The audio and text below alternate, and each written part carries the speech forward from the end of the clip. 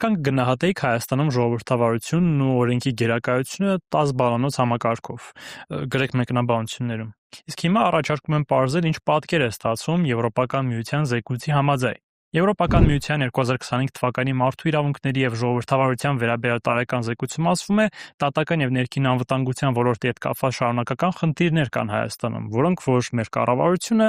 պարտավոր է կարգավորել։ Իսկ թե ինչ խնդիրներ է առանձնացրել Եվրոպական միությունն այդ զեկույցում եւ ինչ է կարող դա նշանակել Հայաստանի համար, հիմա միասին կպարզենք։ Սկսենք ամենազգայուն կետերից մեկից՝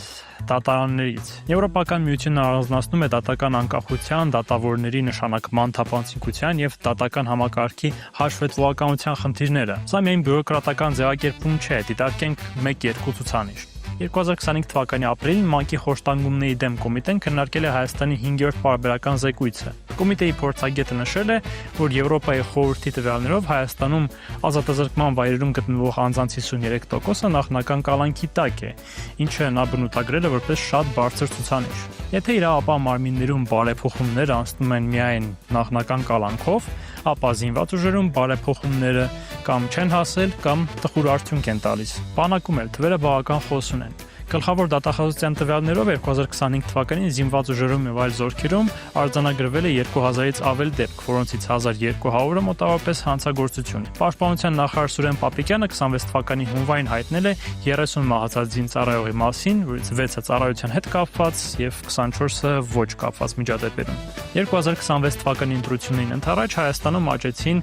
ապատեկատվության, օտարերկրյա միջամտության եւ հիբրիդային սպառնալիքների ռիսկերը, բայց հարցն այն է, որ այդ ռիսկերը գործող իշխանությունը շահարկեց սեփական քաղաքական նպատակները սպասարկելու համար,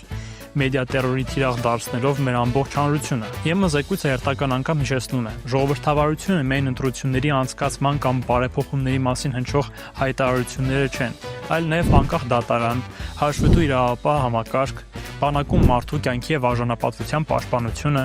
ինչպես նաև առհասարակ քաղաքացու վստահությունը, որ պետությունը ոչ թե սպառնալիք է իր համար, այլ իրավունքների համար, դրանց պաշտպանության համար, դրանց պաշտպանության երաշխավորը։ Եթե այս ինստիտուտները լիարժեք չեն գործում, ապա ժողովրդավարության վերաբերյալ ցանկացած խոսակցություն, ցանկացած բարձր գնահատական կորցնում է իր արժեքը։